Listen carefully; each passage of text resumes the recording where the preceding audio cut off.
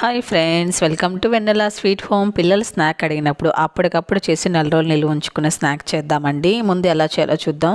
First ఒక plate తీసుకొని ఇందులో 1 కప్పు మైదా వేసుకోవాలి. మీకు మైదా ఇష్టం లేకపోతే గోధుమ పిండి కూడా తీసుకోవచ్చు అండి. అలాగే బేకింగ్ సోడా తీసుకోవాలి. మనము కేక్ చేస్తాం కదండి, దానికి వేస్తాం కదా బేకింగ్ పౌడర్, అది వేసుకోవాలండి. మీ దగ్గర లేనట్లయితే మీరు వంట సోడా కూడా వేసుకోవచ్చు అండి. ఒక 1/2 టీ స్పూన్ వంట సోడా కూడా యాడ్ చేసుకోవచ్చు. ఇప్పుడు నెయ్యి ఇందులో 1 టేబుల్ స్పూన్ వేసుకొని పిండికి అంతా పట్టేలాగా చక్కగా ఇలా పట్టించాలండి. మీకు ఇష్టమైతే ఆయిల్ కూడా వేసుకోవచ్చు. నెయ్యి తిన్న వాళ్ళు ఉంటారు కదా, వాళ్ళు కావాలంటే ఆయిల్ కూడా వేసుకోవచ్చు అండి, లేకపోతే డాల్డా కూడా యూస్ చేసుకోవచ్చు. చూడండి, మొత్తం ఇలా ముద్దలాగా రావాలండి. ఇప్పుడు కాస్త వేడిగా ఉండే నీళ్ళు తీసుకోవాలండి. మరి ఎక్కువ వేడి అవసరం లేదు, చేయి పట్టుకున్నంత వేడి ఉంటే సరిపోతుందండి. ఇప్పుడు కొద్దిగా మనం నీళ్ళు వేసుకుంటూ ఈ పిండిని కాస్త సాఫ్ట్గా మిక్స్ చేసుకోవాలి. మరి ఎక్కువ గట్టిగా ఉండకూడదు, అలాగని ఎక్కువ లూజ్గా ఉండకూడదండి. ఇలాగ ఉండాలి. కలిపిన తర్వాత ఒక 2-3 నిమిషాల పాటు బాగా మిక్స్ చేసుకోవాలి. చూడండి, ఇలా సాఫ్ట్గా ఉంది. ఇప్పుడు కొద్దిగా పిండి తీసుకొని ఇలా చేత్తో ఇలా రోల్ లాగా చేసుకోవాలి. పిండి అనేది ఇలా సాఫ్ట్గా వస్తుందండి, ఎందుకంటే మనం నెయ్యి వేసాం కాబట్టి బాగా స్మూత్గా వస్తుందండి.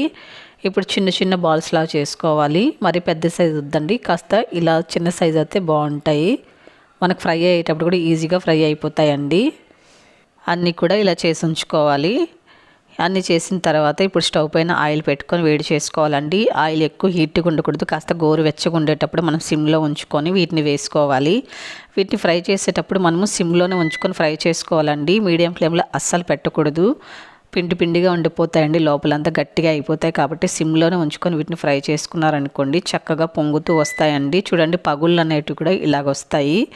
ఇవి ఫ్రై అవ్వడానికి కూడా మనకు ఒక 5 నిమిషాలన్నా పడుతుందండి. కాబట్టి సిమ్లోనే ఉంచుకొని ఒక 5 నిమిషాల పాటు చక్కగా వేయించుకున్నారంటే మంచి రంగు వస్తుంది. అలాగే లోపల వరకు కూడా చక్కగా ఫ్రై అవుతాయండి. అన్నీ కూడా ఇలాగే ఫ్రై చేసుకొని పక్కన ఉంచుకోవాలి.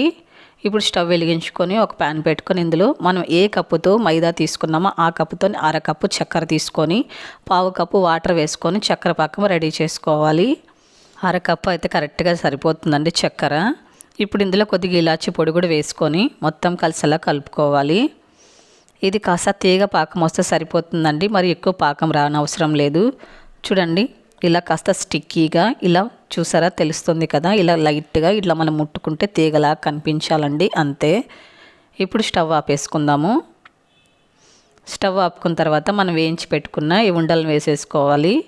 ఇప్పుడు ఇవన్నీ కూడా ఇట్లా కలుపుతూ ఉండాలండి మనం కంటిన్యూగా, అప్పుడే లోపలికంతా కూడా చక్కెర పాకం పీల్చుకుంటుంది. పాకం అనేది వేడిగా ఉంది కాబట్టి మనం మొత్తం వేసేసి ఇలా కలుపుతూ ఉన్నామనుకోండి చక్కగా లోపలికంతా కూడా పాకము పీల్చుకుంటుంది. అలాగే పైన అంతా కూడా చక్కెర అనేది ఫామ్ అవుతుందండి. చూడండి, ఇలా మధ్యలో కలుపుకుంటూ ఉండాలి. చక్కెర అంతా చూసారా కాస్త గట్టి పడుతుంది కదా, ఇలా కలుపుతూ ఉంటే సరిపోతుందండి. చూడండి, చక్కెర పాకం అంతా చక్కగా పట్టేసుకుందండి పైనంతా కూడా. ఇలా పట్టించుకోవాలండి చక్కెర పాకం అంతా కూడా. ఇప్పుడు సర్వింగ్ ప్లేట్లకు తీసేసుకుందాము. చూడండి, పైన అంతా కూడా చక్కెర పాకం చక్కగా పట్టుకొని ఉంది. అలాగే లోపలంతా కూడా చూడండి, నేను కట్ చేసి చూపిస్తాను. లోపల వరకు కూడా చక్కెర పాకం అనేది పీల్చుకుంది. చూసారా, పిండి అంతా కూడా చక్కగా కుక్ అయిందండి, బాగా ఫ్రై అయింది. ఇలా ఫ్రై చేసుకుంటే చాలా టేస్టీగా ఉంటాయండి. లోపల కాస్త సాఫ్ట్గా, పైన అంతా క్రిస్పీగా చాలా బాగుంటాయి. అస్సలు మిస్ చేయకండి. ఇవి చేసి ఉంచుకుంటే పక్కాగా మీకు నెల రోజులు నిలువ ఉంటాయి. తప్పకుండా ట్రై చేయండి. ఎలాగొచ్చింది తప్పకుండా కామెంట్ చేయండి, షేర్ చేయండి. అలాగే ఇంత మంచి రెసిపీకి తప్పకుండా లైక్ చేయడం అస్సలు మర్చిపోకండి.